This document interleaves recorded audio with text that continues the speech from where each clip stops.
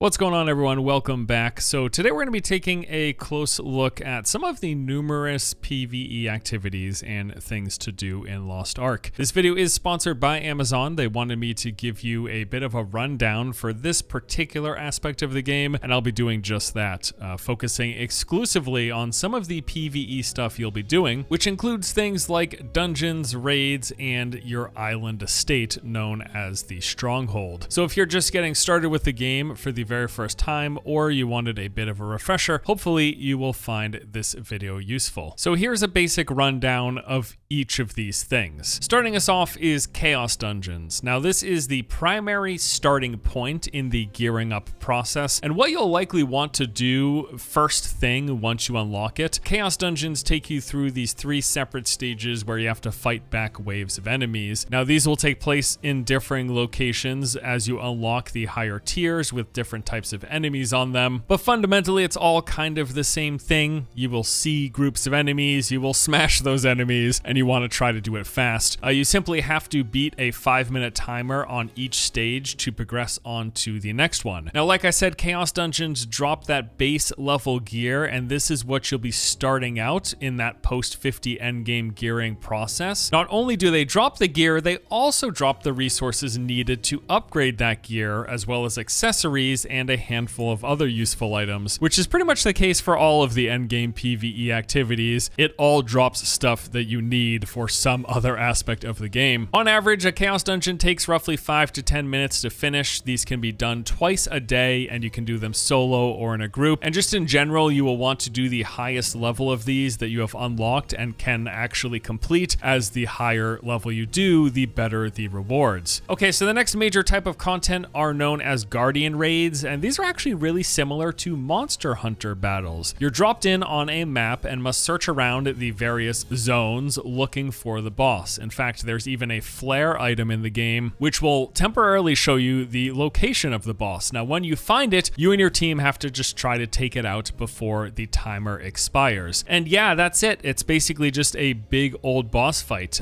Typically, these bosses will have several large telegraphed attacks, and they'll also go through phases as you take down their health. Now, ideally, you will eventually want to learn the different phases and telegraph attacks of the boss so you can know what's coming and when to dodge, especially since getting hit with these can incapacitate you for some time, which will open you up to taking lots of damage. Now, occasionally there will be some trash mobs in the area, but for the most part, it is just a time trial boss clear, essentially. And these can be quite tough because there are several restrictions put in place. For one, the game limits the number of times you and your team can revive, along with the consumables that you can use. So really, you do have to try to play carefully, try to avoid damage, and especially try not to die. Like Chaos Dungeons, Guardian Raids should be done twice a day. They reward accessories and other useful items like gems, cards, books, and runes. Most importantly, though, is that they drop upgrade materials that are not bound to your character, meaning that you can send them off to an alt or even sell them on the auction house to get some gold, which is primarily what makes doing Guardian Raids so valuable. One of my favorite endgame activities, though, is the tower. This is a solo challenge activity where you have to basically climb the floors of a tower. These will get progressively harder and grant you better rewards. So you'll start out on floor 1, you're given some objective, normally kill groups of enemies or a specific enemy or boss, and then if you complete that within the set time limit, you will grant the reward and then unlock the next floor, so on and so on. So for example, in my most recent run, I entered floor 1, they asked me to destroy a stone. As a reward, I got this deck of cards. And then I went on to floor 2, where I had to destroy these hordes of enemies. That it gave me another deck of cards. Floor 3 asked me to defeat a named enemy for the deck of cards. Floor asked me to defeat large groups of enemies, another deck of cards. And then finally, on floor 5, I had to defeat a boss, and as a result, I got this proficiency potion. So it basically continues this way. You'll get rewards every time you clear a floor, you'll unlock the next one, and usually that 5th floor is going to give a unique and most of the time more valuable reward. The climb continues, and as you do, it gets more difficult, even requiring higher item levels in order to complete them. But one of the major reasons to run these towers is that it gives you these skill point potions as a reward, and you basically need these extra skill points to max out your skill trees, as just hitting level 50 doesn't cut it. You still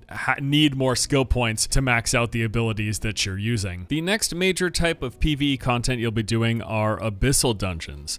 These are basically just harder end game versions of the types of dungeons that you encounter while leveling up. Now, for each of these activities that we've talked about so far, the Chaos Dungeons, Guardian Raids, Tower, and Abyssal Dungeons, you are doing all of this to collect gear, accessories, currencies, materials, and a plethora of other useful items for character progression. Also, for most of these, as you progress and get higher item level by upgrading your gear, you then unlock access to higher tiered versions of each of these. Your gear progresses, you get to do harder versions of each of these activities, which gives you better gear to upgrade, unlocking harder versions of those activities, and that process continues. That is basically the ladder that you climb, the gear treadmill in Lost Ark. Other PvE content in the game comes in the form of these world events. These include things like Chaos Gates, Field Bosses, Adventure Islands, Ghost Ships, and a variety of other just world activities that you can do, and that becomes periodically available throughout the course of any given day. In fact, there's an in-game tracker that's located in the upper left-hand corner of the UI that shows you exactly what events are currently active and what events are coming up. It shows you where the event is located as well as the rewards that they give. So depending on what type of resources or currencies that you're after at any given time, like, what aspect of the game are you focused on progressing and trying to acquire these things for, that is going to inform which of these world events and activities that you want to participate in. I also want to briefly touch on the sailing and estate or stronghold systems. So first off, sailing, you unlock this around level 35, roughly halfway through the leveling process. Initially, you just use it to travel to the different continents, but later on and in the end game, there are just a host of other activities and things to do that are associated with sailing. Most of the game's map, in fact, consists of this giant ocean, and that ocean is dotted with various islands all over the place. So you're going to sail around going to these islands, and they basically function as just additional locations to get quests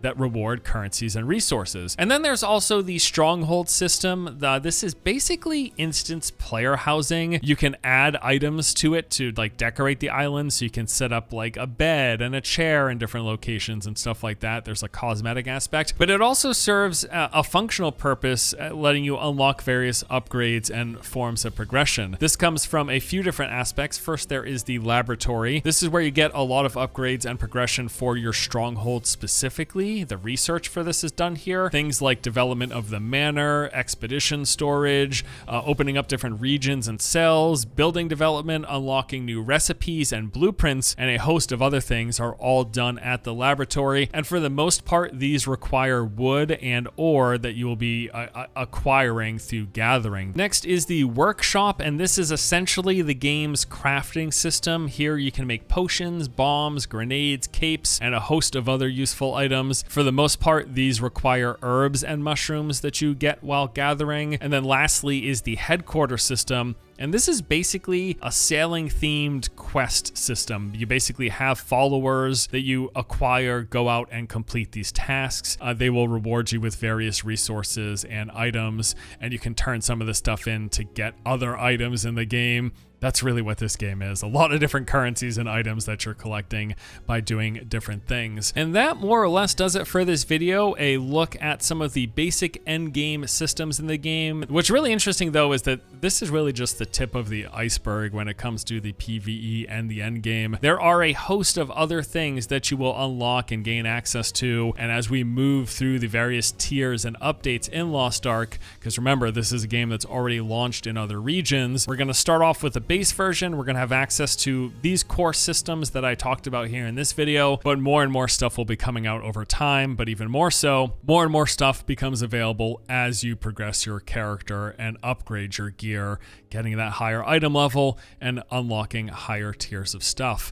But when it comes to this PvE beginner's guide, that is going to do it for this video. Thank you guys so much for watching. As always, hope you enjoy the content, and I'll see you in the next one.